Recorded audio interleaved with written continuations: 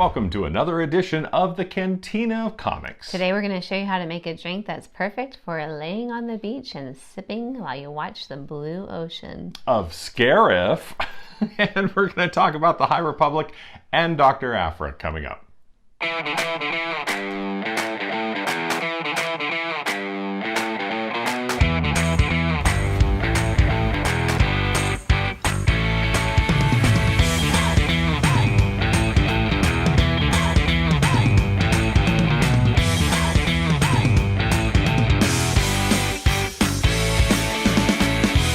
Hello and welcome to another edition of the Cantina of Comics. I'm Matt. And I'm Kristi. And we've got something very... Look at this thing. It's blue. And blue. Obviously, we're singing from different decades. So what are we making? What is this? Today we're going to make the Scarif Sprite. Okay, and it looks like it's a pretty easy drink to mix. Yes, it's just 3 ingredients. It's helpful if you have ice in here when you're like dishing ice, just so you know. Okay. Yeah, like I just went, you know, it's like soap opera ice, you know how it's like the fake ice that has to sit through the chute. Yeah. Yeah. Anyway, so yes, it's a blue drink and super easy. So that's why we gave it the name the Scarif Sprite, because we're thinking of the tropical blue waters of Scarif pre-Death Star explosion. Yes. Okay. So we're going to take 1.5 ounces of this UV blue raspberry flavored vodka. Oh. Oh, that just sounds delicious. Yeah, in fact, there's a recipe on back here that looks pretty yummy. We'll have to try that. So 1.5 per. Kind of looks like cough syrup. Yeah, hopefully it doesn't taste like that. It smells like a blue raspberry Tootsie Pop. So probably. Are we sure we want to go with 1.5? Hey, you know me, I'll probably add more in just a little bit. Okay. You, on the other hand, have to try it a little later. It's the return of our favorite Admiral Nelson coconut rum. Not to be confused with the Captain Morgan, okay? Obviously, they're of different ranks. The bottom shelf Captain Morgan. No, I would say that's middle shelf. There's like Lieutenant Clancy coconut rum, so that would be the bottom shelf. All right. And so how many of these? 1.5 ounces. Okay. So, and 1.5 ounces of the blue, 1.5 ounces of the coconut. Yep. Ooh. Oh, I'm getting You're gonna getting a lot of the rum. Yeah. Ooh, gosh. Wow. Here, hold on, honey. I'll just put some over here. Thank you for taking the bullet for me. Gosh, oh, yeah. wow. I wouldn't want to. Okay, well, that in of itself is kind of cool. Yeah. Look at that. You've got. Just looks like a very interesting drink. Now we're gonna add some bubbles. Ah, and so this is. And I went with Sprite Zero because I didn't want to. If I'm gonna have calories, they're gonna be the alcohol calories, not the. But you could do regular calories. Sprite. You could do 7-Up. Anything that's kind of like bubbly. Well, look at that! Isn't that just delightful? So pretty. You got the bubbles in it. It does look like. Blue water. Yeah. That is like really a tropical pretty. drink. Yeah. How fun. I wonder if you could inject a little liquid nitrogen to create some clouds. Yeah. And then pour some sand into it. You could put like a gummy shark in there, and it could be like a shark floating in there. Yeah, you could. That would be so cool. cool. Or soak the gummy sharks. There you go. At your next beach party. Okay, so this is a Scarif Sprite. I just really like the color of that. That's just cool. Why? It's like art. Why haven't we found you earlier? Where have you been all my life? I'm not a huge fan of blue raspberry flavored things, so we'll have to see what this. Oh, blue raspberry. Okay, so you ready for this? Do we want to try to clink?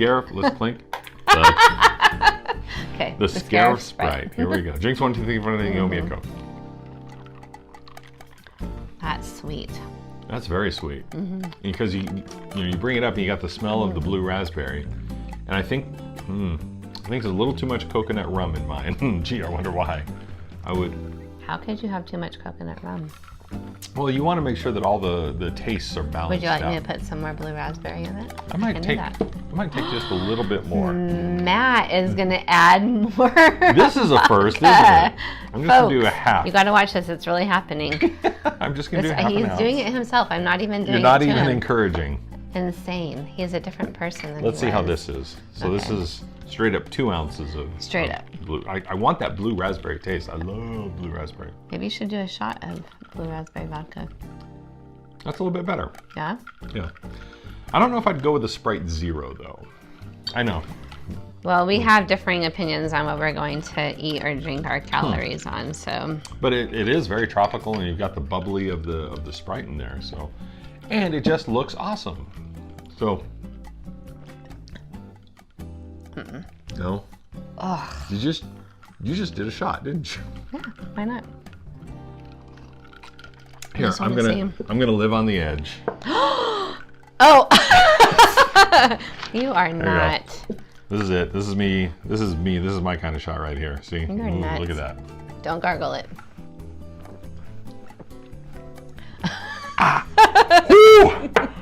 It's a little. It kicks a little going down, doesn't it? Oh man, that is strong stuff. See, but if you really knew how to do it, you would gargle it. That just hit me wrong. I mean, honestly, it just hit me wrong. Okay, maybe so you should do shots more often. Maybe you get used to it. It's got this like big, I don't know. Maybe it's about carbonated the same explosion. As gargling champagne. Yeah. Ooh, okay. All right, so that's how you make a Scarif Sprite. You need, try it, see how it works for you. It's not too bad. And I want to thank, was it Tiffany? Yeah. Tiffany for suggesting this to us and giving us a link on how to make it. Thank you, Tiffany. Yeah, this is definitely something for sitting out on the beach, and you got your beach umbrella up, you got the waves coming in, and you got about 5 or 6 of these. You sleep all day long. Yeah, you'll fall asleep out there on your beach, on your hammock, and wake up a little bit burned. A little burned, not with the umbrella. No, not well. Right. When you set it up and the sun's over here, and then by the time you wake up, the sun's over here, and you're just, fried on one side. Got you. Cool. All right. Well, thanks, Tiffany, for suggesting this drink. And if you have a drink you'd like to suggest for us to try, just be sure to leave a comment down here below on the video.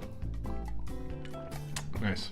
Okay. Very cool. Yeah. All right. Well, that's how you make a Scarif Sprite. Coming up, we're going to talk Dr. Aphra and the High Republic next.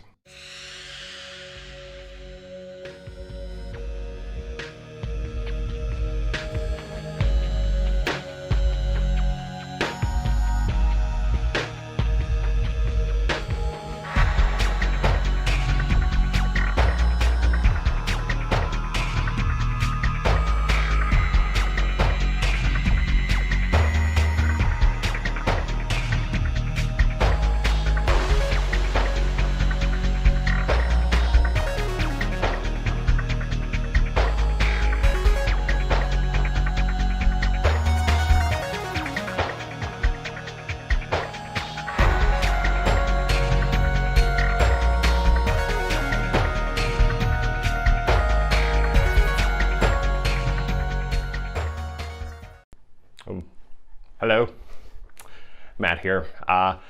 Before we talk about the High Republic issue number 4 by Cavan Scott, we have a little bit of business to take care of. On our last episode of the Cantina of Comics, we talked about the High Republic issue number 3, and in doing so, great book, great comic. Look at that, just beautiful. Before we talk about 4, when we talked about 3, and when we say we, I'm using the royal we, when I talked about issue number 3, I said it was written by a gentleman by the name of Charles Soule. Now, I'm sure Mr. Soule is a wonderful writer. I'm sure he does great stuff he can be proud of, but this issue was actually written by Cavan Scott, to which I offer up my sincerest, humblest, deepest apologies to Mr. Cavan Scott. As you can see, this is Mr. Charles Soule, and this is Mr. Cavan Scott. Soule, Scott. Soule, Scott. So, once again, apologies to Mr. Cavan Scott on a very wonderfully written issue number 3 of Star Wars The High Republic. And apologies to Mr. Cavan Scott and Mr. Charles Soule for mixing up the names. So, we'll let you get back to your comic book reviews. Thank you for your time. And welcome back to the Cantina of Comics. Today we're talking about 2 issues. We're talking about the High Republic issue number 4 and Dr. Aphra issue number 9. Let's start off with the High Republic issue number 4, There Is No Fear, Chapter 4, Song of the Drengir. This issue is written by Cavan Scott with art by Ario Anadito, inks by Mark Morales, and colors by Annalisa Leone. We start off this issue with a nice training moment between Jedi Master Skier and Jedi Padawan Keeve Trennis from 6 years prior. We also get the backstory of the Drengir and how they're tied to the Sith and the Jedi. And back on Starlight Beacon, the autopsy of the dead Hutt is progressing when something really gross happens and it threatens everyone on the beacon. Now back on Sedri Minor, the Drengir are about to feed on our heroes when Skier reveals that he needed to bond with the Drengir to find out their weakness. The Jedi make it out of the Drengir lair and head back to the farming outpost led by the Weasley Cal Solman, and they are soon interrupted by a more immediate threat, the Hutt Cartel. And now here are my quick takes on the High Republic, issue number 4. There's a beautiful 2-page splash at the front of this story featuring the Jedi in peril and a controlled Skier and his new arm? We get a little bit more insight into how Jedi Master and Starlight Marshal Avar Kriss interprets the Force by listening to it like a song. Cal Solman, the sort of administrator of the farming colony on Sedri Minor, uses Star's End as an exclamatory, and that's a nice little nod to the novel Han Solo at Star's End. And we get a beautiful cliffhanger, final page of the Hutt Cartel and Gamorrean guards riding armor-plated Rancors? Ooh, more of that, please. Now let's shift over to Dr. Aphra number 9, The Engine Job, Part 4, Impossibilities. This issue is written by Alyssa Wong with art by Mingqiu Jung, inks by Victor Olazaba, and colors by Rochelle Rosenberg. While on a mission to find a Nihil path engine, Aphra and Sanastaros find themselves deep underground after being attacked by General Volcora. Left for dead, Aphra administers first aid on Sana, and they make it out of the tree and back to the bar on Dolhor Hyde, and we get another shot of the dead Ortolan, bartender. Oh, way to twist the knife, guys. Our interlude takes us to the Inquisitor and Lady Domina, who was the one who hired Dr. Aphra to find the path engine. Domina chats with an Imperial representative about her rival, Deruit Industries, and if they get the path engine first, she doesn't think that the Tagis would be able to financially recover from this. We then head over to Canto Bight, where Just Lucky, Ariel, and the Twi'lek Dianery are performing a little debt collection on behalf of the crime boss Wen Delphus and the Sixth Kin. Aphra and Sana make their way to Midar and the Deruit Center, where they assume the identities of Deruit interns, making a calf delivery to Bail Deruit, the founder of Deruit Industries. They discover that the path engine that Bail has is a fake, and they make their way into his office, where they discover that he plans to take off to Mon Cala with the money from his Imperial contract. They are very quickly discovered by Bail and pretend to be Imperial investigators and inform Bail of his own plan. They are quickly interrupted by General Volcora and the Unbroken clan, who've come to take the path engine. And now here are my quick takes on Dr. Aphra, issue number 9. Aphra uses a Bacta spray to help a wounded Sana, and it reminds me of the time as a kid when I would have Bactine sprayed on my bike crash wounds, and it wasn't cold, it stung like crazy. This issue is a real globe-trotting issue. I really thought that this issue would be used to explore the relationship between Aphra and the injured Sana as they recounted past adventures, maybe? But I guess there's no time to waste as we head into the War of the Bounty Hunters. So what did you think of the High Republic issue number 4 and Dr. Aphra issue number 9? You can let us know by going to our Utini Discord server and then clicking on EU Comics. The Outrider, Dash Rendar, or Prince Shizor. How do you say Shizor? Do you say Shizor? Do you say Zizor? I think it's supposed to be Shizor. Shizor is how it is in the audiobook, so, you know. What audiobook? Doesn't matter. Scoundrels, I think. Yeah. Luke can swim, which is funny because he comes from a desert planet. But what's the flip side of that, Freddie? Leia cannot swim. Even though she like, you know, was raised as royalty on a planet, just teeming with bodies of water, and there's like nice pools, probably fountains, streams. It's Alderaan, but you know, you just picture peace and tranquility and beauty. But Luke, who comes from the desert, pro swimmer. Because the patriarchy, am I right? I've been laughing like Yoda all week, if you know what I'm saying. I'm deep in that world. And welcome back to the Cantina of Comics. Here we are, just sipping our Scarif Sprites. Pretending like we're out on the beach. Just watched an episode of Caribbean Life. Let's just use our imaginations.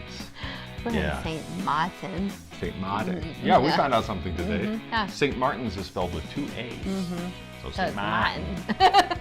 Nice. Like we've been in Boston. So let's talk a little bit about some Star Wars memories. Of course, there's a lot of memories made by watching all the Star Wars movies. Each person has their own like favorite scene or favorite line or favorite part of the movies, and then there's everything surrounding the movies.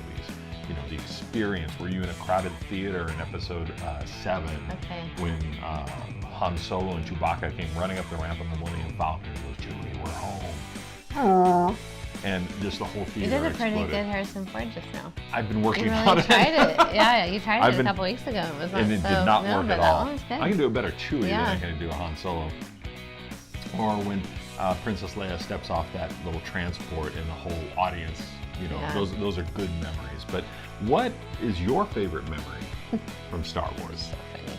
I had to really think because, you know, I've slept through quite a few of the Star Wars movies. Yes, you so. have. Well, just to your credit, it's usually like around a midnight release, and it's after a long day, and so you get in a warm theater with lots of people, and you just kind of like fall asleep. Well, and you're right about the Some theater experience. It's very, very cool with all the fans. But I think honestly, 7, 8, and 9 are my favorites. Okay. Also, there's another one that's not one of the 1 through 9s. That's one of my favorites. But anyways, Rogue One? No. I don't think she's seen Rogue One all the way through yet. I might have once. I watched it 5 times. I think one time I stayed awake the whole time. That's a good odds, 1 out of 5, Right. 20% of the time. But anyway, in The Force Awakens, I really liked it when, Ray. hold on, I know Ray's name. The, Adam Driver, what's his character? Kylo Ren.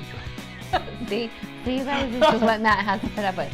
When Kylo Ren has Rey in the chair and he's trying to draw, Get the information out of her, and she's like really using the Force, and I think at that point really realizing that she has that within her, and I just love that movie because, she's one of my favorite characters because she's just such a strong woman, so Nice. yeah. Okay. Yeah. Okay.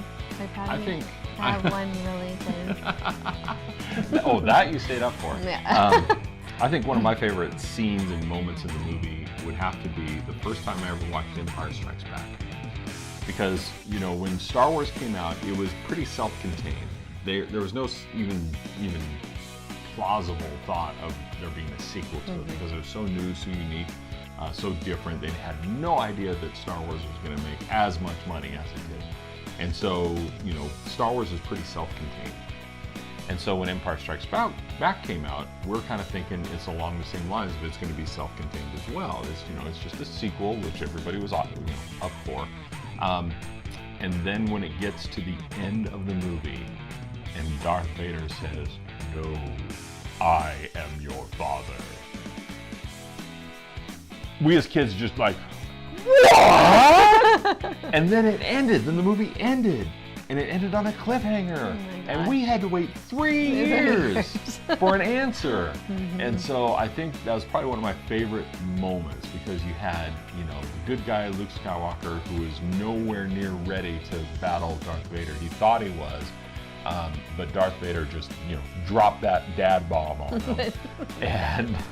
And then the movie ended. There was some resolution, but Han Solo's in carbonite. Is Darth Vader Luke's father? Wasn't that at the end of that one when Luke put his arm around Leia and we were all like, ooh. Oh yeah, well at the beginning of the movie they kissed. Yeah, so. right? And like, no. Ooh, if we knew then what we knew now. No. So, but yeah, there were so many unanswered questions, and it's like, we didn't get any answers. And there was 3 years between movies, and so they kept the secret on it pretty locked down. Yeah. Of course, there's no internet to spoil things, but there were Starlog magazines back then, and everything that we could get our hand on, anything that mentioned Return of the Jedi, or they're filming Return of the Jedi, or they got the script ready for Return of the Jedi, we were all over. And then I remember the book, the novelization for Return of the Jedi came out about 4 days before the release of the movie. And I got the book and I read it in. Before. I was sitting through math class in high school, junior school, reading the book just to find the answer and find out what happened. So I think that's probably my favorite moment is the reveal the long time we had to wait between movies. So. That's funny. Ah, yes, good memories, good times. So speaking of Luke. Luke Skywalker. Yeah, how come he had such a hard time finding love? Because he was looking for love in all the wrong places. You know them all. Oh, I'm sorry, was that the answer? Looking for love in all the wrong places. Looking for love. Oh, man. All right, well, thanks for watching this edition of Cantina of Comics. We appreciate it. We'd really like it if you could give us a thumbs up. Hit the subscribe so you get all the Utini videos and get notified of when they release. Hit that little bell, too. Yeah. And Give then us if you some have ideas for drinks. and give us some ideas, too. Put in the comments something you'd like us to try. Up for everything, pretty much. I'm a little, I kind of want to try something a little bit more complicated. However, somebody suggested something with this foam that you have to use liquid nitrogen and all this kind of stuff. Yeah. I'm a little intimidated by that, but Maybe one day. right when I Not get tomorrow. my bartending degree. Yes, my degree in mixology. Mixology. Yeah. All right, well, thanks for watching. We do appreciate it. I hope you have a good one. And remember, keep on reading and keep on drinking. Clink. There we go. That was kind of a clink.